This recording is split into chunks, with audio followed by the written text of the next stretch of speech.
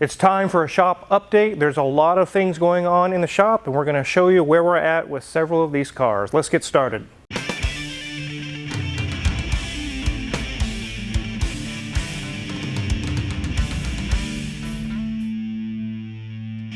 Welcome back to the Wizard Shop, and if you're watching this when it's first released, happy 4th of July here in the United States. We're going to be shooting fireworks, having barbecue, and all kinds of really cool things today here on the 4th of July. And like I mentioned, here in the shop we have a lot of things going on. It really wasn't anything that would be one solid video, but there's tons of really interesting updates. So we're going to go through several of the cars, kind of give you guys an update on where things are at. Many of you in the previous video asked, where is the 308? Yeah, where is my 308? We already answered this question in the previous video on the Dodge Ram, talking about all the things we're going to be doing to that. We'll answer the question a second time. Click the link below to go to the Questionable Garage, which is Jared Pink's channel. It's been there all this time. If you want the answers to what happened to it, where has it been, all the answers are in that video. So make sure to click on that link. Those questions will be answered for you. The reason why we sent the 308 down there is not because we're not capable here. The reason why is because no one in the state of Kansas has a dyno tuner or was willing to tune a 308. I could do things all day long and I don't have a way of tuning it and getting it dialed in. He has access to that. He also is a very knowledgeable tuner, so definitely something that's down his line. Now let's move over to the Toyota Tacoma. So many of you have already seen the video on this Toyota Tacoma. It actually had a blown head gasket, which is not very common on the 2.7 inline four-cylinder. And actually Car Care Nut actually commented on this one and kind of affirmed what we were talking about, how the labor hours are very high on this job.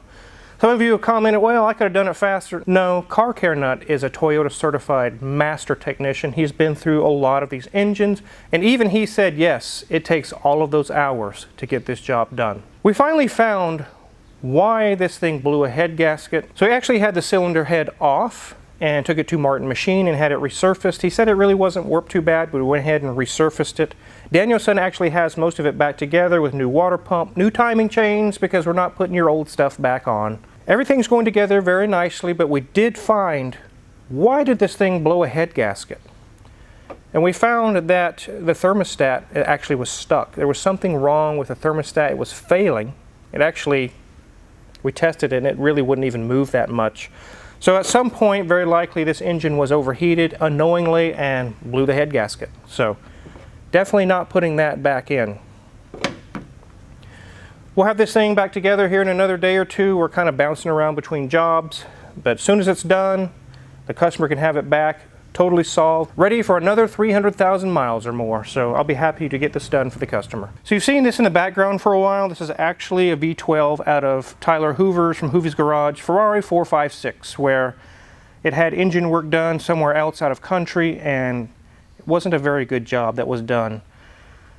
Danielson's actually doing this job. If you want to follow along what's going on or what's to come, also there's a link in the description for that. You can go to his channel. Gaskets have shown up, all kinds of things. He's going to be putting this engine back together on video. These also came from Martin Machine. Again, I trust him to do the work even with Ferrari parts. You guys have probably seen the 2003 Lamborghini Murcielago in the background.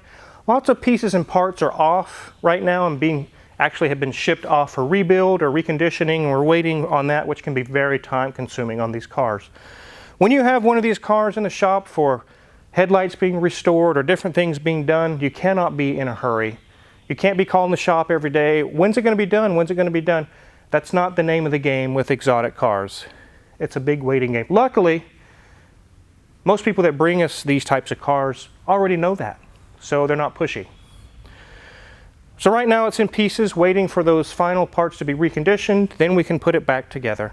That's all it's waiting on. This is a Porsche 911 you guys just recently saw where we talked about the IMS bearing. And no, it's not been through a tornado. There's not pieces and stuff all apart. It looks kind of weird with that sitting in there. We're actually doing the window regulator and everything that has failed inside the door. The window regulator and the motor together is very, very expensive. $1,200, $1,400. Depending on where you get them, it can be $1,500 or $1,600 just for the parts. That doesn't include what Danielson has already done here, taking it apart. Also, we're doing the IMS bearing on this. We're going to be upgrading it to an LN Engineering bearing setup. Not because it's failed, but because we're doing, like I mentioned in the previous video, preventative maintenance. We're keeping it from failing. And yes, it's expensive, but it's still cheaper than a new engine. So that's where we're at with the 911. This one's sitting on the charger. It has a battery drain. This one's the dash is coming out, transmission service. There's a whole slew, really a long list of things being done to this. And the customer is fully aware it's going to be here a while. Really, they didn't even care if it was here for a year, they mentioned. So as soon as we get to a spot where we get these little jobs done, we're going to be jumping into this one. This is going to be a week long or more solid of day after day of work. It's a big job, so it's here for that. It's what it's waiting on, is actually the time frame to slip it in and get started on it. You guys remember I mentioned a person sending us their truck and there was issues with the shipper, there was accidents and damage, and it actually got lost and things of that nature. You definitely want to check out that video. We actually just did a video on that explaining it, and the story is crazy. Also in that video, I mentioned what happened to the 308, so they can be answered there as well. Oh, and by the way, the XLR is sold. It's gone. So you don't need to email anymore or call Crazy D if it's still available. It is not available, and it's on its way to Utah. You see the bus behind us? You guys actually just seen a video on that. And Mrs. Wizard has been very busy inside. She's building some framework and things. You're going to have to hit the subscribe button if you want to keep up on the updates on that. It's very hot. It's been over 100 degrees the last couple of days. So Mrs. Wizard, understandably, has stopped progress on the bus. I wouldn't want to be in there either. It's so hot. We do have cooling fans, swamp coolers provided to us by BenPack. They are very, very useful. But when you're inside the bus, you really don't get much of that flow, so it's kind of hot. The smart car is here because there's actually some rodent damage or some sort of animal chewed up their right front speed sensor. It's actually a really strange code. The code was rough road conditions. Yeah, take that to one of your favorite parts stores and let the parts guy sell you parts off of rough road conditions. It could be anything. Really what it was is getting erratic signal from the right front speed sensor. It's thinking you're hitting washboards or doing something crazy with the car, and in fact, it's just not getting a good signal. We got a new sensor showing up here pretty soon. We'll get that taken care of, and this will be gone. That's all that it needs. Here we have the Citroen DS. You guys have seen multiple videos on that. We have all the spheres replaced. Actually, the suspension actually works and actuates now, and it's not clicking and making the noises. It works very well, but we still have to do the calipers. Actually, Danielson's going to be pulling those off pretty soon. We can get all those old parts back to Rob Murdoch, who has helped me so much on this vehicle with parts and everything. So that one's getting close to being roadworthy. It's really close. We're just so busy in the shop that really that's not a priority right now. I'm always of the mind, do I want to spend money or make money? And you guys, you probably would like to make money too. I do as well. This one is actually done. This is the Mercedes-Benz. We did quite a long laundry list on it. And it kind of reminds me, it seems like it always happens. It's not necessarily the case with this one, but you get some customers that call every day, is my car done? Is my car done? I got to have my car back, bro. Hurry up, bro. Hurry up. Then you get it done, and it sits for 2 weeks because they can't find a way to get there and get their car. So what, did it really need to be done so fast? No. It's kind of a weird situation, but that's not what happened here. The lady is very, very nice on this, very appreciative of her kindness, but it just reminds me of that. The Malibu is still sitting up there. I know it is. I'm thinking after the 4th of July is over with and all the fun, we might actually be getting that thing down. I got some different plans with that I'm going to share with you guys. We're going to change things up a little bit on that to make it be finished so we can get it done and do something with it. The Volvo is coming around nicely. We got the clock spring replaced and all the issues went away. It's very happy.